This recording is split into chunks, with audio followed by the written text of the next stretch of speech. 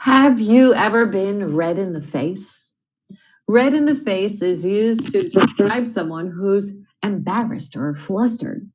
It's typically used to describe someone who has said something they regret or has made a mistake in public. So, after realizing she had worn her shirt inside out all day, she felt so embarrassed that she turned red in the face. Red in the face. Let's take a look at another color idiom, white as a ghost. That's used to describe someone who's extremely pale, typically due to fear. It is most often used to describe someone who has had a frightful experience or saw something shocking. When she heard the shocking news, she turned white as a ghost. Green with envy. This is an idiom that describes someone who's jealous of another person. It's typically used to describe a situation in which someone wants something that someone else has, maybe money, material possessions, or a relationship. So, seeing her ex with someone else made her green with envy. That's not a good thing.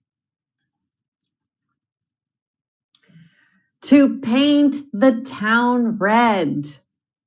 The idiom paint the town red is used to describe a situation in which a group of people have a wild and fun and raucous time.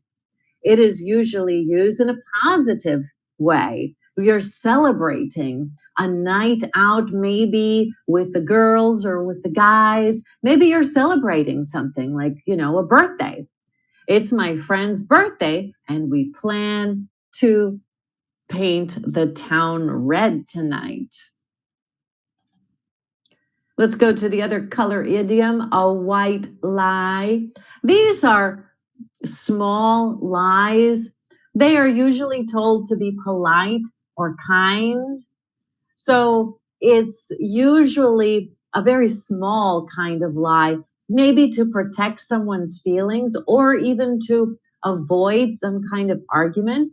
They are usually harmless. They don't cause any serious harm. So I didn't want to hurt her feelings, so I told a white lie about why I couldn't attend the party. Okay, we all tell white lies to protect our friends. White knight. Here's another one with white. So the idiom white knight is used to describe a person who saves the day, saves someone from a difficult situation.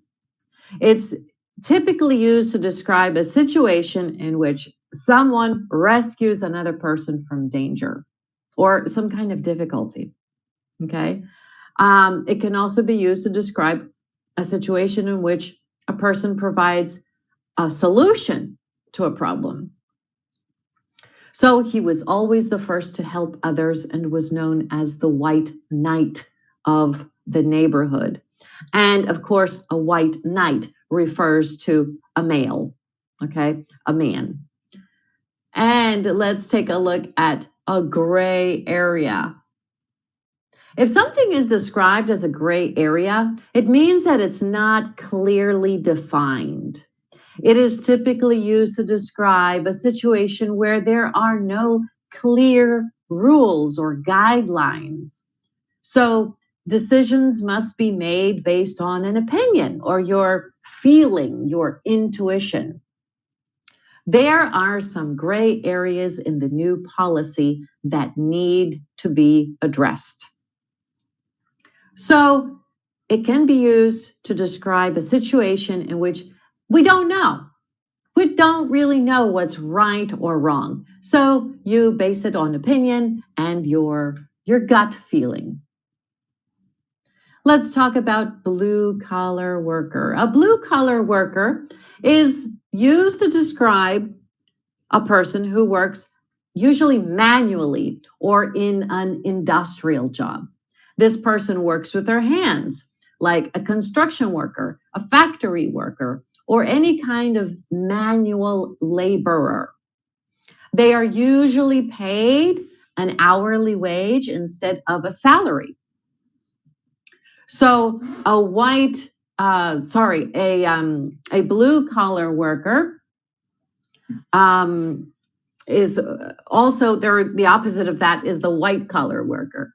Okay, so we have blue collar workers and white collar workers. So a white collar worker is a person that would work in an office setting, let's say. Examples of that would be an accountant, a doctor, a lawyer, a secretary, a teacher. Those are white collar workers. So the example is my father was a blue collar worker who worked long hours in a factory. And we have the black sheep. The color idiom black sheep is used to describe a person who is considered an outsider, an outcast. This person usually doesn't fit in with the rest of the group or the family. It can also be used to describe someone who's considered a little bit unconventional or rebellious. So, for example, she was the black sheep of the family and always did things differently.